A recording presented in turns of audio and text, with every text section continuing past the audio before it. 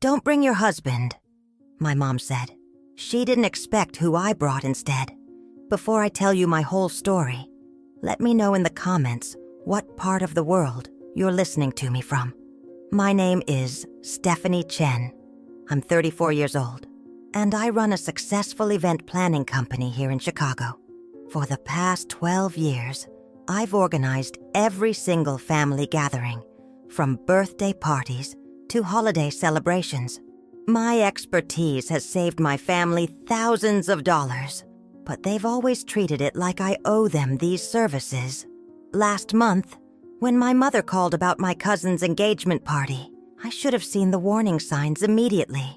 The tone in her voice carried that familiar expectation, the assumption that I would drop everything to handle it.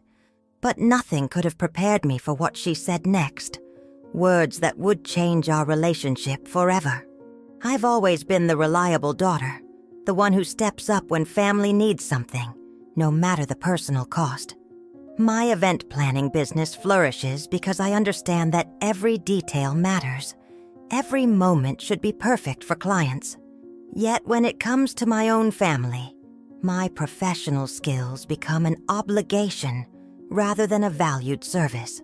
They call me their event planner, but they treat me more like unpaid help, who should be grateful for the opportunity. My husband David has watched this dynamic for years, growing increasingly frustrated with how they dismiss my expertise.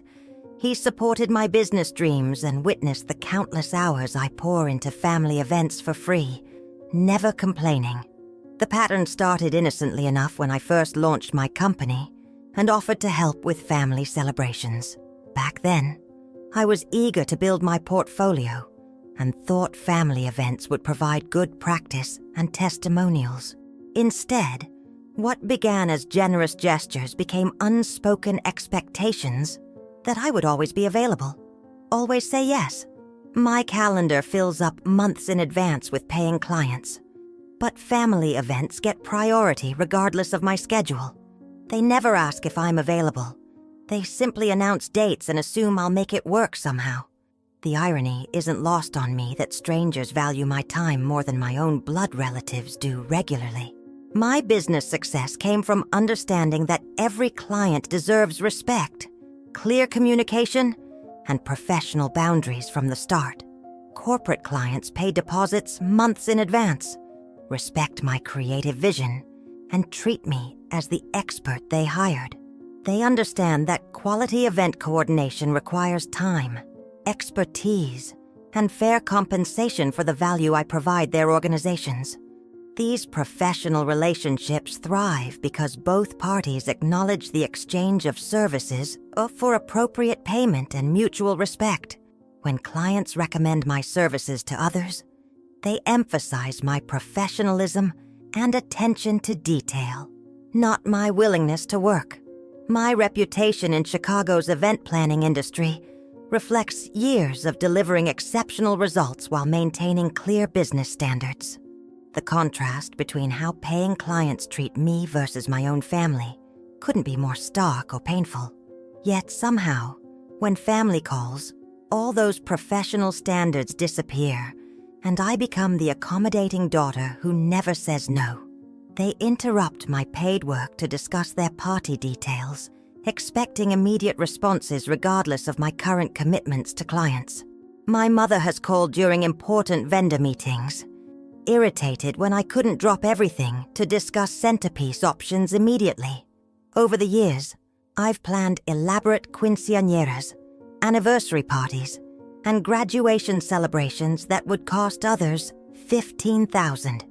My professional rate for full-service event planning starts at $5,000, yet family expects the same level of service.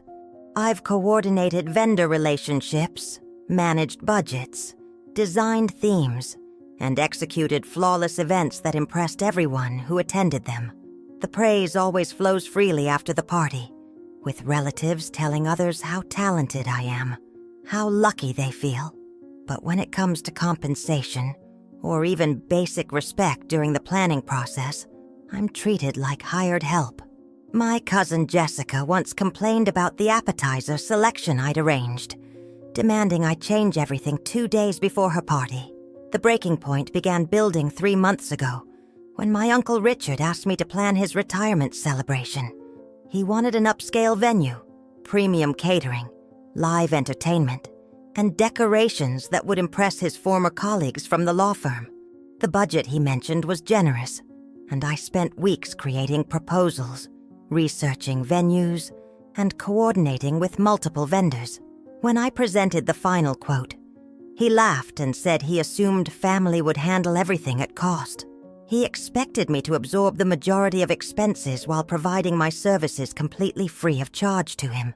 The event would have cost me $3,000 out of pocket, money I couldn't afford to lose during slower months. That incident opened my eyes to a pattern I'd been ignoring for too long. The way my family commodified my talents. My brother asks me to plan his children's birthday parties, then criticizes the budget I propose for decorations. My mother volunteers my services to her friends without consulting me first, promising them the same quality events I deliver. Extended family members reach out constantly, assuming I'll drop everything to help with their celebrations and special occasions. Each request comes with subtle emotional manipulation about family loyalty and how successful people should give back to relatives. The weight of these expectations had been crushing me slowly, but I convinced myself it was normal family dynamics. Then came the phone call that changed everything.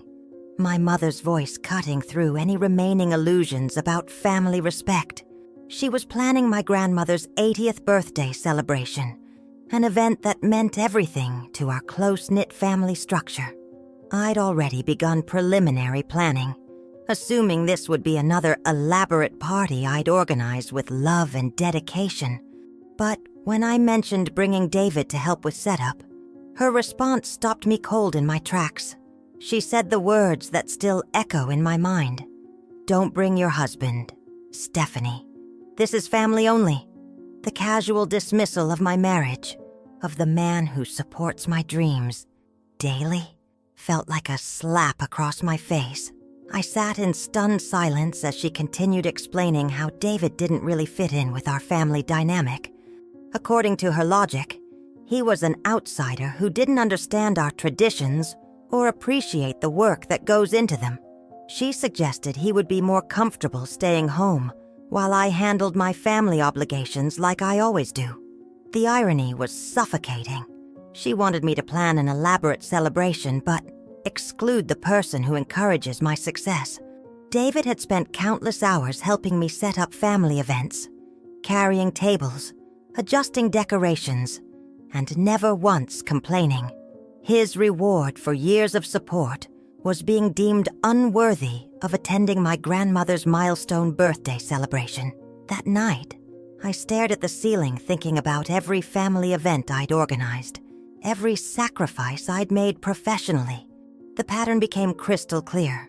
They wanted my skills, but rejected everything else about my life that didn't serve them. My marriage, my business success, my personal growth. None of it mattered unless it benefited the family directly. I realized I'd been enabling this behavior by accepting their terms, by prioritizing their comfort over my own boundaries. Something shifted inside me that night. A resolve that had been building for months finally crystallized into action. I knew exactly what I needed to do, and it wasn't going to be what anyone expected from me. I spent the next week making phone calls and arrangements that would surprise everyone, including myself with the boldness required. Instead of planning my grandmother's party the way I always had, I hired another event planner from my professional network. Sarah Martinez runs an excellent company and owed me a favor from when I'd referred several high-paying clients. I explained the situation honestly, and she agreed to handle the event at cost while I paid her fee. The family would get their perfect party but it wouldn't come from my unpaid labor or emotional investment this time. I coordinated everything behind the scenes, ensuring my grandmother would have the celebration she deserved without sacrificing my principles. The day of the party arrived, and I showed up exactly as my mother had requested, without my husband. But I didn't come alone, and I certainly didn't come as their free event coordinator like they'd expected. I brought someone who would change the entire dynamic of how my family viewed my professional contributions forever. Walking through the door beside me was Elena Rodriguez, the CEO of Chicago's largest catering and events company. She's a woman I deeply respect, someone who built an empire by never undervaluing her worth or expertise. Elena had agreed to attend as my guest after I explained how my family treated my professional services.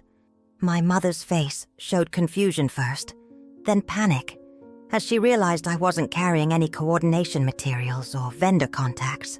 Elena introduced herself with the grace and authority that comes from running a $50 million business in our industry. She mentioned casually how impressive my work was, how my reputation in Chicago's event planning circle commanded tremendous respect. The conversation shifted quickly, as family members realized they were speaking with someone who could quantify my professional value. Elena shared that my typical event packages would cost between $8,000 and $15,000 from any reputable planner. The room fell silent as the financial reality of what I'd been providing for free became undeniably clear. My Uncle Richard, the same man who'd expected me to absorb costs for his retirement party, suddenly became very interested in networking. He asked Elena for her business card and mentioned how he'd always known I was talented at organizing events. My cousin Jessica, who'd complained about appetizers just months earlier, now gushed about how professional my family's celebrations looked. The shift in their behavior was both satisfying and pathetic as they scrambled to impress Elena with stories of my work. But the most telling moment came when my mother pulled me aside, asking nervously if everything was okay with planning. She'd finally realized that I hadn't actually organized this event, that someone else was handling her mother's special day. I explained calmly that I'd hired Sarah to handle the coordination while I attended as a guest. Just like everyone else, the look of panic in my mother's eyes revealed how much she'd taken my contributions for granted over the years. Elena graciously complimented the event's execution, mentioning that Sarah had done excellent work, but noting it was exactly what professionals do. The implication hung in the air. This level of service wasn't free, wasn't something family members should expect automatically. My grandmother had a wonderful celebration, exactly as she deserved. But the family had to confront their assumptions about my availability. The party proceeded beautifully, proving that my emotional labor wasn't required for success, just professional expertise they could have valued. From that day forward, my relationship with family events changed completely, and I never looked back with any regret. I established clear boundaries about my time and expertise, treating family requests the same way I handle business inquiries. If they want my professional services, they can hire me at appropriate rates or find another planner entirely. The emotional manipulation stopped when I removed myself from the dynamic that had been draining my energy for years. My marriage grew stronger as David saw me finally prioritizing our partnership over family demands that never appreciated sacrifice. Today, I choose which family events to attend based on genuine desire rather than obligation, and my business thrives. Sometimes the most loving thing you can do is teach people to value what you bring to their lives. The aftermath of that birthday party created ripples throughout our extended family that I never could have anticipated. Word spread quickly about Elena's attendance and her casual mention of industry-standard pricing for event planning services like mine. Suddenly, cousins who had never acknowledged my business were asking for my professional card and referral information. My aunt called to apologize for past assumptions, admitting she never realized the financial value of coordination work. Uncle Richard actually hired me legitimately for his daughter's wedding, paying my full rate without complaint or negotiation. The shift felt surreal after years of being taken for granted, but it proved that respect follows when boundaries exist. My grandmother, bless her heart, told me she was proud that I'd finally started charging what I was worth. The family dynamics improved dramatically once everyone understood that my expertise wasn't an unlimited free resource they could exploit. Elena and I developed a genuine friendship that extended far beyond that pivotal evening at my grandmother's celebration. She became a mentor in ways I never expected, sharing strategies for maintaining professional boundaries while building successful businesses. Her company started referring overflow clients to me, leading to some of the most lucrative contracts in my career. Through her network, I connected with other women entrepreneurs who understood the unique challenges of family expectations versus business success. We created an informal support group that meets monthly, sharing stories and strategies for maintaining personal integrity in professional relationships. David often jokes that Elena's attendance at one family party transformed not just my business, but my entire perspective. The lesson became clear. Surrounding yourself with people who recognize your worth makes it impossible to accept less. Sometimes one conversation with the right person can shift the trajectory of your entire life in ways you never imagined. 6 months after that transformative birthday party, my business revenue had doubled from the referrals and confidence boost Elena provided. I hired 2 additional coordinators to handle the increased demand, finally able to scale my operations like I'd always dreamed. The family events I now choose to plan are done with genuine joy rather than resentful obligation, creating better experiences. My relationship with David deepened as he watched me flourish professionally and personally, no longer carrying resentment from family dynamics. We started planning our own future more seriously, discussing children and long-term goals without family interference or expectations clouding our decisions. The mental energy I'd previously spent managing family drama redirected toward growing my business and nurturing my marriage intentionally. My confidence in professional settings soared as I learned to value my expertise the way Elena had taught me. The ripple effects of establishing boundaries extended into every aspect of my life, creating space for authentic relationships to flourish. Most surprisingly, my grandmother became one of my biggest supporters in this transformation, often telling relatives they should hire me properly. She confided that she'd always worried about how family took advantage of my generosity, but never knew how to intervene. Her wisdom about family dynamics helped me understand that enabling others often prevents them from growing and appreciating what they have. The birthday party itself became a family legend, with newer relatives hearing the story about the day Stephanie brought her boss. Elena still laughs when she tells people how she accidentally became a catalyst for family accountability and professional respect. Now, when family members ask for event planning help, they approach me with genuine respect and realistic expectations about compensation. The transformation extended beyond just business relationships, reaching into every corner of my personal and professional identity. I started speaking at industry conferences about maintaining boundaries while building family-owned businesses in competitive markets. Other women entrepreneurs reached out, sharing similar stories of family exploitation and seeking advice on establishing professional respect. My story resonated with so many people who had experienced the painful dynamic of being valued for their skills, but not respected. The speaking engagements led to consulting opportunities with other small business owners struggling with boundary issues and family dynamics. David proudly attended these events, finally seeing our family story used to help others rather than drain our energy. My confidence grew exponentially as I realized my experience wasn't unique, but my solution had been particularly effective and inspiring. Elena nominated me for Chicago's Young Entrepreneur of the Year award, citing my business growth and community impact through mentoring. The recognition felt surreal after years of doubting my worth and accepting treatment that diminished my professional achievements. When I won the award 6 months later, my entire family attended the ceremony, finally understanding the respect I commanded.